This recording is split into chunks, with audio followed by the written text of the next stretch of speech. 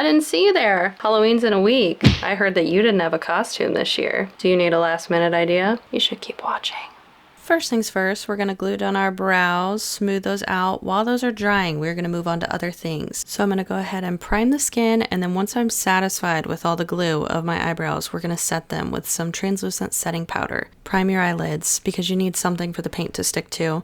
And then I'm just taking an old eyeliner pencil and I'm going to outline everywhere I want skin patches, skin dividers, or just everywhere that I want the different colors I'm using to be. I'm going to cover my eyebrows with some concealer just to try to help them blend in a bit better. And then you see me mapping out where I want these colors to go. This is actually the second time I did this makeup look. The first time I unfortunately got called into work.